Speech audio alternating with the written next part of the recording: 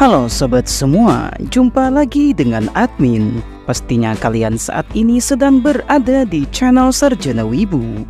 Bagaimana kabar kawan-kawan pada hari ini? Semoga paket datanya masih terisi agar kalian bisa nonton video admin sampai selesai.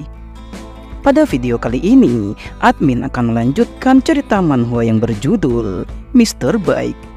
Dan ini adalah video part yang kedua. Bagi kalian yang belum mengetahui atau ketertinggalan alur cerita dari manhwa ini, silahkan kalian tonton pada video admin sebelumnya. Untuk link video juga sudah ada di deskripsi. Baiklah, tanpa berlama-lama lagi, langsung saja mari kita mulai ceritanya.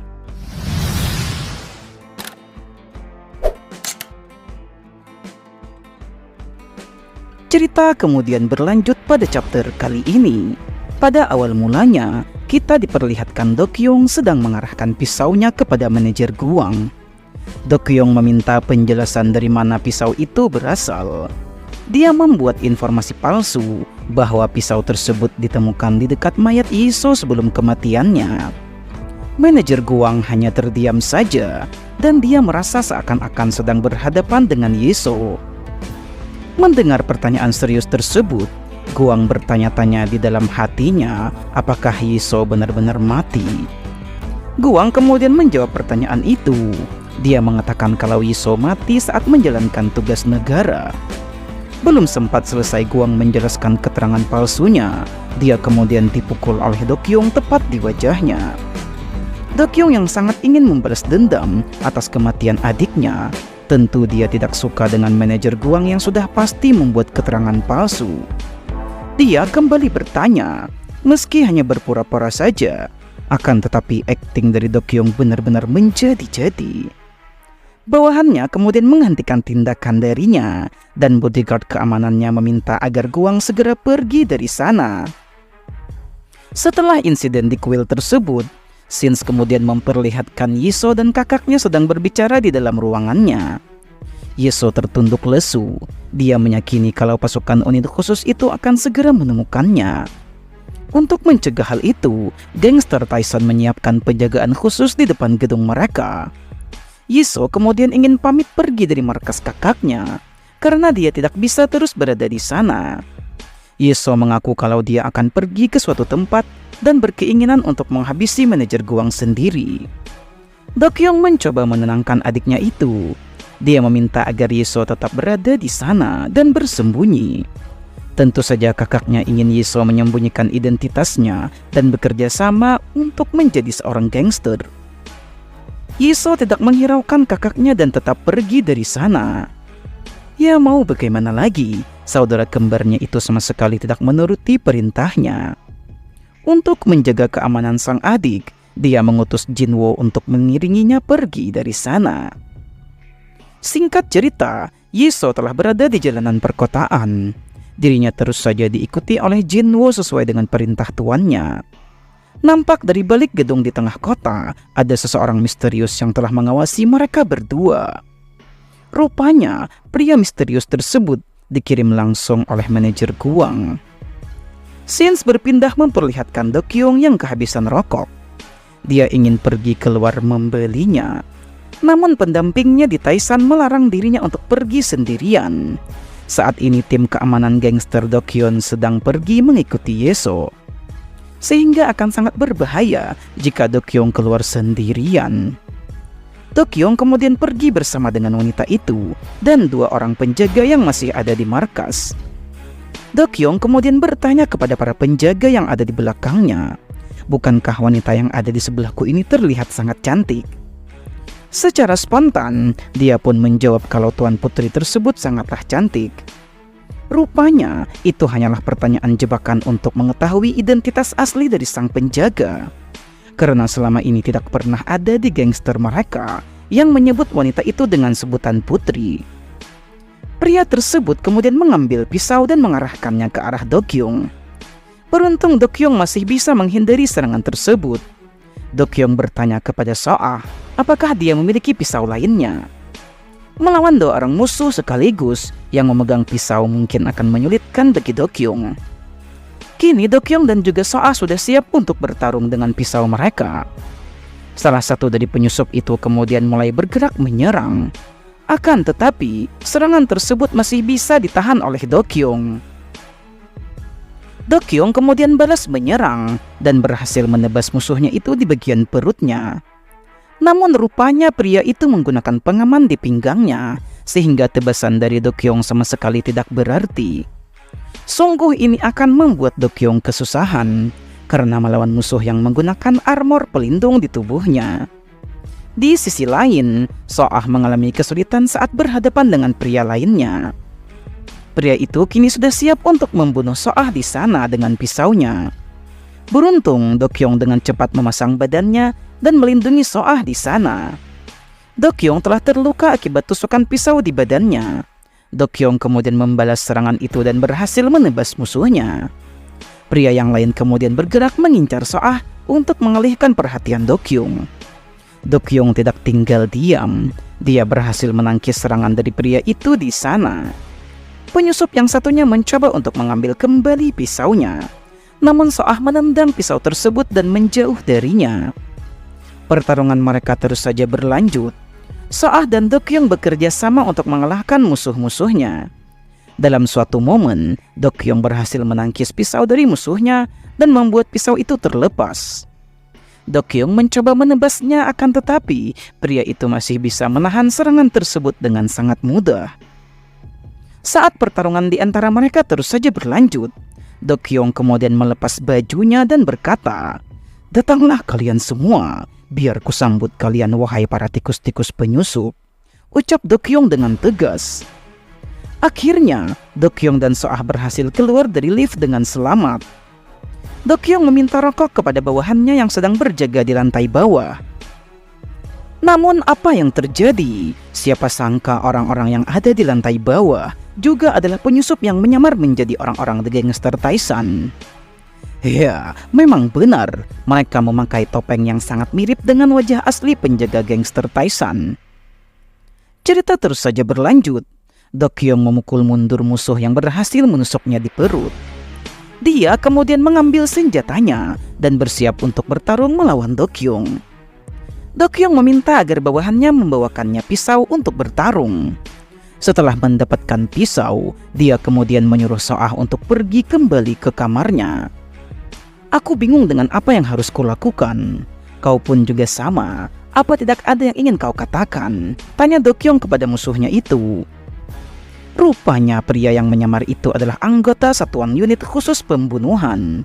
Dokyong merasa kalau tubuhnya terluka dan lukanya sangat dalam, sehingga Dokyong ingin menyelesaikan ini semua dengan cepat. Pria itu langsung bergerak menyerang Dokyong di sana. Dia juga bertanya apakah adiknya benar-benar telah mati. Dokyong hanya terdiam saja, sehingga musuhnya pun mengganti pertanyaannya kepada Dokyong. Dia bertanya di manakah Yiso berada. Nampak Dokyong dan pria itu saling bertatap mata dan saling beradu argumen. Sins kemudian memperlihatkan Yiso yang sedang berjalan bersama dengan Jinwoo di sana. Seorang pria memakai mantel mengiringi mereka dari belakang. Yiso dan Jinwoo berbelok arah ke jalan kecil. Dia pun akan mengikuti mereka ke jalan itu. Secara mengejutkan, Jinwoo dengan cepat memukul pria yang membuntuti mereka di sana. Pria itu bingung dengan kekuatan tidak normal dari seorang Jinwoo. Dia merasa kalau tangannya patah setelah menangkis serangan tersebut. Saat dia merasakan sakit yang luar biasa, Yiso pun menampakkan dirinya di hadapan orang itu. Yiso bertanya apakah manajer Guang yang sudah mengirimnya ke sana. Anehnya Yiso mengenal suara dari orang yang ada di balik mantel tersebut. Memang benar, ternyata pria itu adalah temannya Yiso. Lee Si-hun berhasil selamat dari pembantaian yang dilakukan oleh manajer Guang. Yiso meminta maaf kepada Lee Si-hun. Dia sungguh merasa bersalah karena sudah meninggalkan rekan-rekannya saat pembantaian itu terjadi. Lee Si-hun pun tersenyum dan dirinya akan menghadapi masalah ini bersama-sama dengan Yiso sebagai ketua unit khususnya. Yiso dan Lee Si-hun kemudian bingung setelah melihat Jinwoo yang ekspresinya berubah menjadi tidak karuan. Lihatlah betapa khawatirnya wajah dari seorang Jinwoo. Entah apa yang telah ia dengarkan dari teleponnya. Kembali ke markas gangster Taisan, Dokyong terus saja bertarung melawan utusan dari manajer Guang. Pertarungan berjalan sengit. Mereka berdua sama-sama memiliki kemampuan yang baik. Akan tetapi, saat ini kondisi dari Dokyong semakin buruk karena telah mengalami luka tusukan dan tebasan saat musuh menyamar menjadi bawahannya. Meski begitu, Dokyong tetap mampu memberikan serangan yang dapat mendesak musuhnya itu di sana. Penglihatan dari Dokyong semakin kabur. Itu artinya kondisi tubuhnya semakin melemah dan mulai kehilangan kesadarannya. Dokyong mencoba untuk menusuk musuhnya. Akan tetapi pria itu mampu menghindari serangan tersebut. Secara mengejutkan, pria tersebut menggunakan benang kawat dan mengikat tangan Dokyong di sana. Pembunuh yang dikirim Tuan Guang juga bukan orang sembarangan. Pria yang bernama Ghost itu memuji Dokyong yang sangat hebat, meski dia hanyalah seorang gangster biasa. Pria itu berhasil menebas Dokyong dengan pisaunya.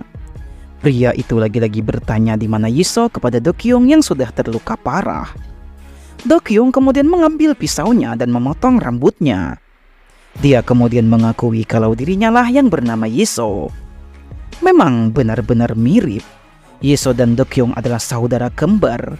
Tentu saja Ghost tidak percaya kalau orang yang ada di hadapannya itu adalah Yiso. Pertarungan kemudian terus saja berlanjut di sana. Ghost merasa bahwa tidak mungkin Yiso bertarung secanggung ini. Dan ini adalah akhir dari hidupmu, wahai gangster, ucap Ghost menyerang Dokyong. Siapa sangka Dokyong menggenggam kawat dari musuhnya dan menariknya hingga Ghost tak bisa mengendalikan daggernya. Dokyong kemudian menariknya hingga dagger milik Ghost terlepas dari tangannya. Dokyong berhasil menebas wajah musuhnya dan Ghost saat ini telah terjatuh. Pria itu semakin marah dan sangat kesal terhadap Dokyong. Saat pria itu bergerak menyerang, Dokyong berhasil menahannya, lalu kemudian balas menyerang dengan senjata di tangannya. Nampak Dokyong memperlihatkan gerakan sebagaimana gerakan yang sering diperlihatkan oleh Yiso. Sejak melihat itu, musuhnya pun mulai mengira kalau Dokyong itu benar-benar Yiso. Teknik bertarung yang sama tentu tidak akan mempan lagi terhadap Dokyong. Dia bahkan mematahkan jari musuhnya dalam sekejap saja. Saat musuhnya itu sudah tak bisa bergerak lagi, Dokyong mengerahkan pisaunya ke arah Ghost. Beruntung pria itu menjatuhkan dirinya sehingga berhasil menghindar.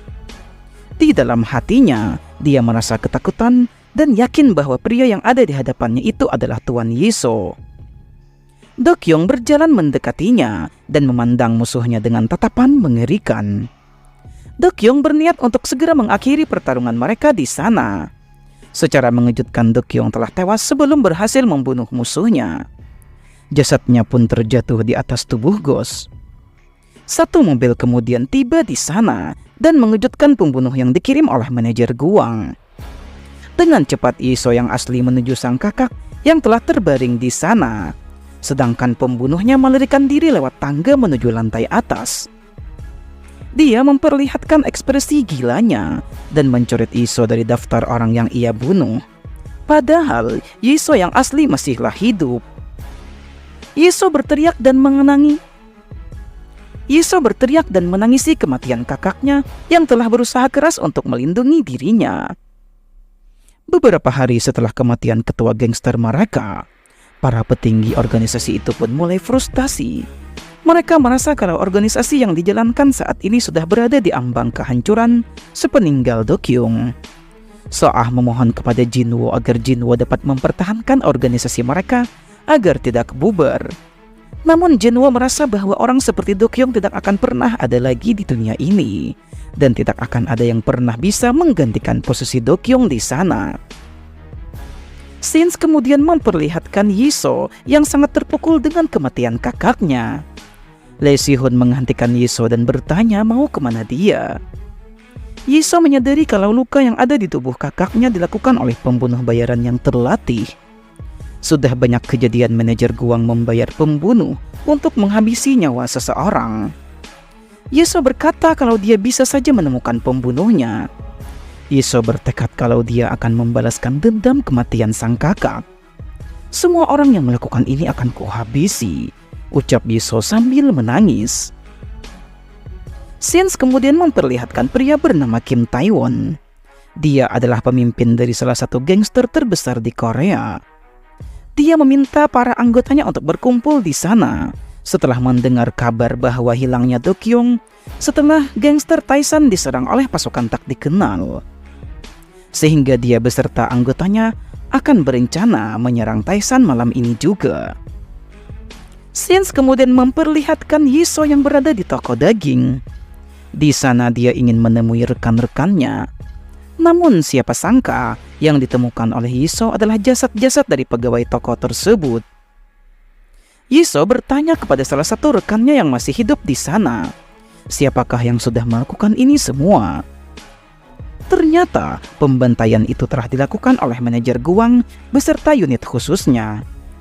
Menurut informasi darinya, kemungkinan unit khusus lainnya yang merupakan rekan dari Yisoo juga telah dibantai di tempat lain.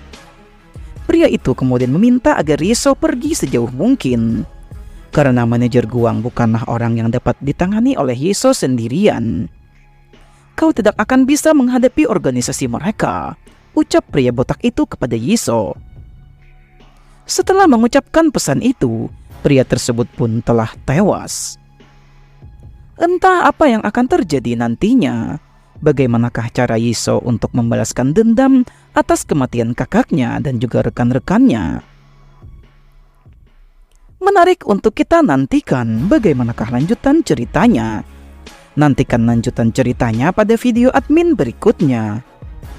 Dan ini adalah akhir dari cerita pada video kali ini. Bagaimana menurut kalian cerita pada video kali ini? Silahkan kalian tuliskan pendapat kalian di kolom komentar. Jangan lupa untuk selalu mendukung channel ini dengan menekan tombol subscribe bagi kalian yang belum subscribe channel ini. Like video ini jika kalian suka, serta bagikan video ini kepada teman-teman kalian. Baiklah, sampai di sini dulu perjumpaan kita pada video kali ini.